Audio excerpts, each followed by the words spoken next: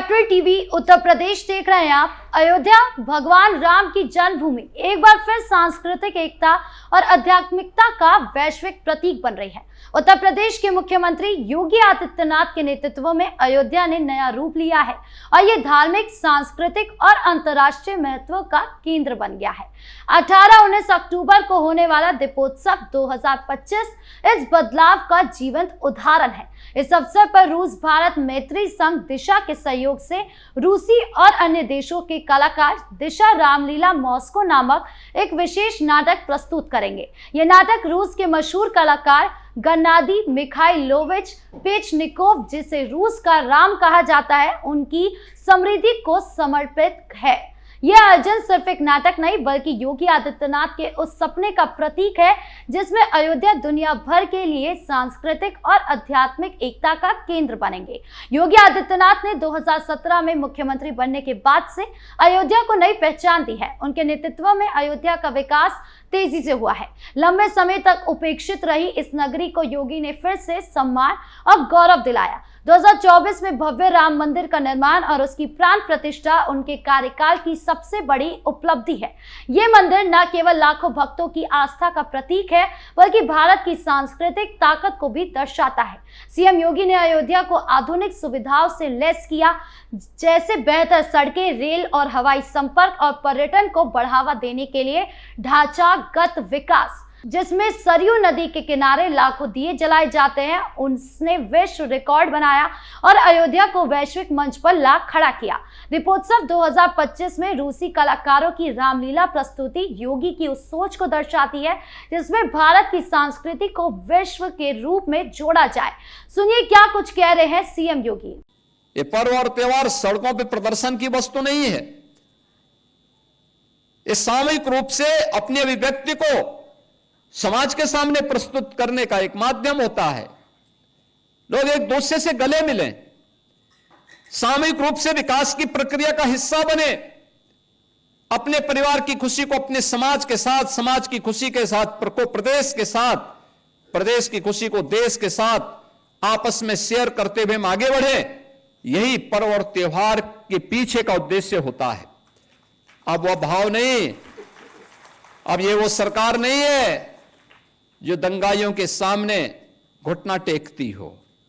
ये सरकार तो जो जिस भाषा में समझेगा उस भाषा में समझाना भी जानती है और अच्छी तरीके से जानती है। और इसीलिए आज मैं प्रदेशवासियों से कहूंगा, दीपावली आ रही है। दीपावली के अवसर पर लोग, हर परिवार, भारतीय परिवार कुछ न कुछ खरीदता है। एक इस अवसर पर जो भी खरीदे वह स्वदेशी खरीदे। स्वदेशी, हमारा कारीगर, हमारा हस्तशिल्पी, हमारा स्थानीय उद्यम जो कुछ भी बनाया होगा उसको खरीद करके अपने घर में लेके जाइए। हमारे घर में दिया जलेगा दीपावली का तो हमारे ही कुम्हार के द्वारा बनाया गया दिया होना चाहिए। हमारे घर में दीपावली के अवसर पर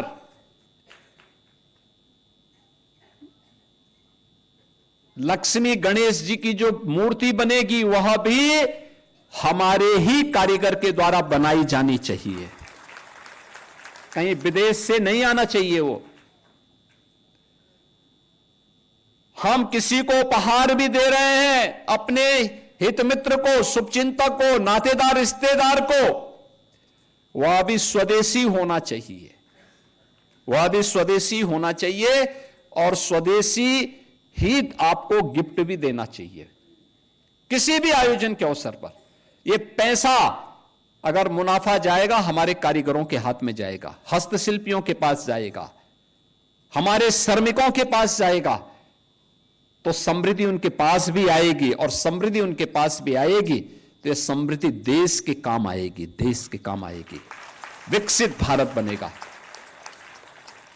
विकसित भारत के लिए हम सबको सामूहिक रूप से प्रयास करना होगा। याद करिए, भोजन के लिए ईंधन नहीं, या तो लकड़ी में बनाए या कोयले में बनाए या गोबर के गोइठे में बनाए या मिट्टी के तेल के लिए यानी केरोसिन के स्टोव के लिए उसमें बनाए। केरोसिन मिलता नहीं था 2014 के पहले, कहीं से लकड़ी बीन करके लाते थे तो फॉरेस्ट के लोग अलग से परेशान करते थे। कोयले में बनाएंगे तो जितना ऊर्जा उनकी कोयले में भोजन बनाने में खर्च होता था उससे ज्यादा उससे निकलने वाली गैस से व्यक्ति बीमार होता था, लंग्स खराब होते थे, दमे की बीमारी का शिकार व्यक्ति होता था और महिला होती थी। पूरा परिवार जिंदगी भर उपचार कराते कराते थक जाता था और महिला खांसते खांसते दम तोड़ देती थी। बरसात के समय जो लोग लकड़ी से कोयले से भोजन बनाते थे, भीग गया, या सर्दियों में जब भीषण सर्दी पड़ती थी तब लकड़ी जलती नहीं थी, भूखों पेट या कच्चा भोजन खा करके लोगों को सोने के लिए मजबूर होना पड़ता था। लेकिन देशवासियों को आभारी होना चाहिए, कृतज्ञता ज्ञापित करनी चाहिए प्रधानमंत्री मोदी जी की, जिन्होंने 11 करोड़ लोगों को बिना किसी पैसे के फ्री में ये रसोई गैस के कनेक्शन उपलब्ध करवाए, और ये कनेक्शन भी किसी और को नहीं, महिलाओं को उपलब्ध करवाए। महिलाओं को, परिवार की महिला सदस्य के नाम पर नारी गरिमा का प्रतीक बन गया सिलेंडर। और प्रधानमंत्री मोदी जी की इसी मुहिम में प्रदेश सरकार ने अपने को जोड़ करके कहा कि अगर मोदी जी 11 करोड़ लोगों को फ्री में रसोई गैस के कनेक्शन दे सकते हैं तो वर्ष में 2 बार होली और दीपावली के उत्सव को और उत्साहपूर्ण बनाने के लिए फ्री में रसोई गैस के सिलेंडर हम उपलब्ध करवाएंगे। बहनों और भाइयों, ये कार्यक्रम उसी का हिस्सा है। ईश्वर किस रूप में है कोई नहीं कह सकता, और हम लोगों को एक गरीब के मन में भी, उनके अंतःकरण में भी उसी ईश्वर का वास मान करके देखना चाहिए जो एक सामान्य नागरिक जिसको मंदिर के ऊपर देखता है। इसलिए उन सब गरीबों के साथ हम भी शेयर करें, जो कुछ भी हमारे पास है, थोड़ी बहुत सहायता किसी गरीब की भी हम कर पाएंगे तो हमें जरूर करना चाहिए, और पर्व का उत्साह और आनंददायक हो जाएगा, और भी आनंददायक हो जाएगा। और मेरी आप सबसे अपील होगी, पूरे प्रदेशवासियों से अपील होगी कि पर्व और त्योहार के समय किसी एक गरीब की सहायता जरूर अतिरिक्त करिए। आप अपने नातेदार रिश्तेदारों की सहायता तो करते ही होंगे, लेकिन एक गरीब को भी जरूर कोई ना कोई सहायता इस पर्व और त्योहार के समय देंगे। उन बच्चों को जरूर देंगे जिनको कोई पूछने वाला नहीं है, तो उत्साह और उमंग और आनंददायक हो जाएगा। योगी सरकार ने अयोध्या को न केवल धार्मिक बल्कि सांस्कृतिक और कूटनीतिक केंद्र से भी स्थापित किया है। अयोध्या शोध संस्थान और रूस भारत मैत्री संघ जैसे संगठनों के साथ मिलकर उन्होंने सांस्कृतिक आदान प्रदान को बढ़ावा दिया। दिशा रामलीला मॉस्को का आयोजन इसका बेहतरीन उदाहरण है। इस नाटक को 2018 में योगी सरकार के सहयोग से पूर्ण जर्नल मिला है और इसे अयोध्या प्रयागराज कुंभ मेले और फिर दीपोत्सव में प्रस्तुत किया जा रहा है। योगी ने भारत और रूस के बीच सांस्कृतिक सेतु को मजबूत करने के लिए राजदूतों और जवाहरलाल नेहरू सांस्कृतिक केंद्र यानी JNCC मॉस्को के साथ सहयोग किया। ये उनके नेतृत्व की दूरदृष्टि है कि अयोध्या अब केवल भारत की नहीं बल्कि विश्व की सांस्कृतिक राजधानी बन रही है। दीपोत्सव में रूसी कलाकारों का भगवान राम, सीता और लक्ष्मण के रूप में मंचन दोनों देशों में साझा मूल्य, आस्था, आदर्श और मानवता को एक सूत्र बांधेगा। दूसरी ओर समाजवादी पार्टी और इसके नेता अखिलेश यादव का कार्यकाल 2012 से 2017 अयोध्या के लिए निराशाजनक रहा। उनके शासन में अयोध्या की सांस्कृतिक और धार्मिक महत्व को नजरअंदाज किया गया। राम मंदिर का मुद्दा जो लाखों लोगों की आस्था से जुड़ा था, अखिलेश के समय में कोई प्रगति नहीं कर सका। उनकी सरकार ने वोट बैंक की राजनीति को प्राथमिकता दी, जिससे अयोध्या का विकास रुक गया। दीपोत्सव जैसे बड़े सांस्कृतिक आयोजन जो आज योगी सरकार में विश्व प्रसिद्ध है, अखिलेश के समय में देखने को नहीं मिले। अयोध्या में ना तो ढांचागत विकास हुआ, ना ही पर्यटन को बढ़ावा देने के लिए कोई ठोस कदम उठाए गए। समाजवादी पार्टी ने ना तो रामलीला जैसे पारंपरिक कला रूपों को बढ़ावा दिया, ना ही अंतर्राष्ट्रीय सांस्कृतिक सहयोग का प्रोत्साहन दिया, जैसा कि योगी सरकार में दिशा रामलीला के साथ देखने को मिल रहा है।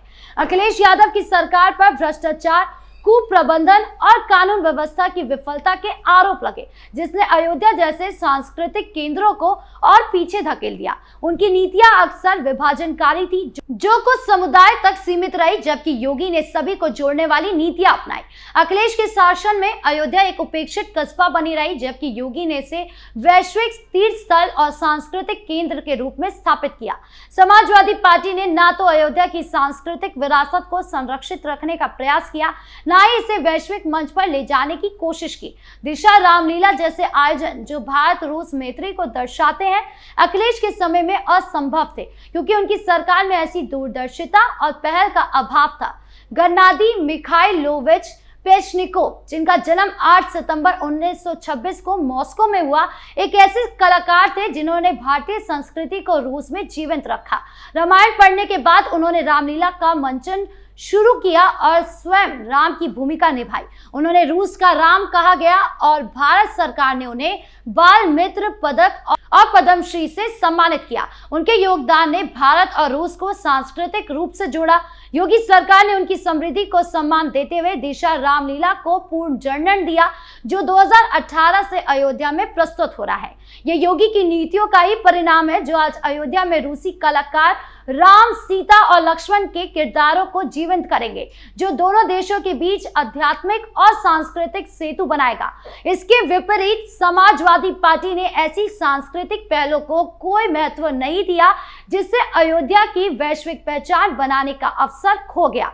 निष्कर्ष रूप में दीपोत्सव 2025 और दिशा रामलीला मॉस्को योगी आदित्यनाथ के उस विजन को दर्शाते, जिसमें अयोध्या न केवल भारत बल्कि विश्व के सांस्कृतिक और आध्यात्मिक एकता का प्रतीक बने। उनके नेतृत्व ने अयोध्या को नई ऊंचाइयों पर पहुंचाया, जबकि अखिलेश यादव और समाजवादी पार्टी का कार्यकाल उपेक्षा और विभाजनकारी नीतियों से भरा रहा।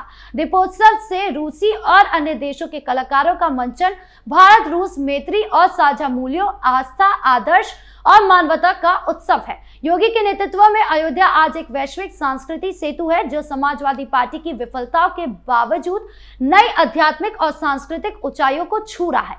आपकी इस पूरे मामले को लेकर क्या राय है, कमेंट बॉक्स में जरूर बताएं। धन्यवाद।